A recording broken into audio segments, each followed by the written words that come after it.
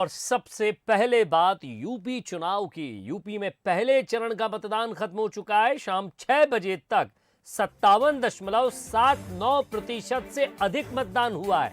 तो कैराना में सबसे ज्यादा voting RLD chief Jayant Chaudhary vote नहीं डाल पाए हैं। 11 जिलों की 58 सीटों पर वोटिंग हुई है। 623 उम्मीदवारों की किस्मत जो है वो अब ईवीएम में कैद हो चुकी है।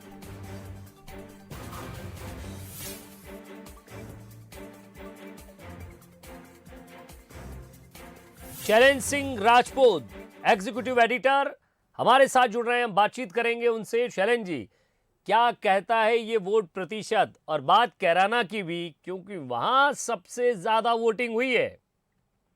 जी बिल्कुल विजय, देखिए पिछले चुनाव में 2017 के चुनाव में 61% टोटल वोट था औसत, और अब जो परसेंटेज 5 बजे तक का आ रहा है 57 के करीब, तो निश्चित रूप से ये 61 को क्रॉस करेगा, क्योंकि आखिरी घंटे में ज्यादा मतदान होता है और जो लाइनें लगी होंगी अभी उनका मतदान होगा। तो ये और सब केंद्रों से जब वोट परसेंटेज आएगा तो मुझे लगता है कि 61% से ज्यादा क्रॉस कर जाएगा। अब इसके मायने क्या है कि वोटिंग एक प्रकार से उत्तर प्रदेश में बम्पर वोटिंग हुई है, ये कह सकते हैं।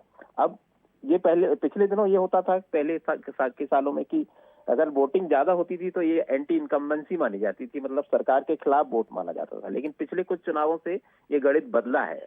अब सरकार के फेवर में भी अगर मतदान होता है, कई बार ये नतीजे बताते हैं। तो जिस तरह से विजय उत्तर प्रदेश में चुनाव प्रचार अभियान चला है और जो तनातनी रही है, खासतौर से उन सीटों पर जहां अभी पहले चरण में मतदान हुआ, जिन 58 सीटों पर सबसे ज्यादा फोकस सारी पार्टियों का यही था, क्योंकि बीजेपी का सत्ता का सूरज पिछले चुनाव में यहीं से निकला था कि 58 जो सीटें हैं इनमें से 53 सीटें बीजेपी ने जीती थी, और ये जाटलैंड कहलाता है। लेकिन इस बार समीकरण बदले हुए हैं और आरएलडी और समाजवादी पार्टी का जो गठबंधन है वो बीजेपी को नुकसान पहुंचा सकता है। इसलिए सारी पार्टियों ने बहुत दम लगाई थी, और ये वोटिंग परसेंटेज जो बढ़ा है उसी का नतीजा है। इसलिए इससे कुछ अंदाजा लगाना तो कठिन है, क्योंकि ये हुआ है कि सारी पार्टियों ने अपने अपने मतदाताओं को निकाला है, और खासतौर पर जाट आंदोलन से जो मूवमेंट बना था समाज में बहुत जबरदस्त तरीके से, तो ये वोट देने मतदाता निकले हैं, चाहे तो पक्ष में या विपक्ष में। जी विजय जी, लेकिन महिलाएं बड़ी तादाद में निकली, महिलाओं ने ज़्यादा वोटिंग की, लोग भी घरों से निकल कर आए, युवाओं ने भी भरपूर इसमें जो है आज साथ दिया है कि भाई कम से कम मतदान तो कर कर आए, लोगों को भी जागरूक किया। लेकिन शैलेंद्र जी, मैं कैराना की तरफ जाऊंगा। वहाँ वोट प्रतिशत ज़्यादा है, यानी कि सबसे ज़्यादा वोटिंग वहीं हुई है। तो क्या कैराना का फैक्टर अलग है, बाकी सीटों का अलग हो सकता है, या कम से कम उस सीट से हम ये मान के चलें कि अगर ये वोट प्रतिशत ऐसा है तो संभवतः जो सूरज यहां से निकला था, कम से कम वो बीजेपी यही विचार रख के सोच रही होगी कि नहीं साहब अब की बार भी ऐसा ही होगा। देखिए 2017 में पूरा जो बीजेपी का चुनाव प्रचार अभियान था उसके केंद्र में कैराना था, क्योंकि जो पलायन का मुद्दा था उसको बीजेपी ने बहुत तरीके से भुनाया था पूरे उत्तर प्रदेश में, और वो पूरे उत्तर प्रदेश में एक कैराना का मुद्दा जो था उसने असर दिखाया था, और ये माना गया था कि बीजेपी इस मुद्दे के जरिए ध्रुवीकरण करने में पिछले बार सफल रही थी, तो उसे काफी मत मिला था पूरे उत्तर प्रदेश में।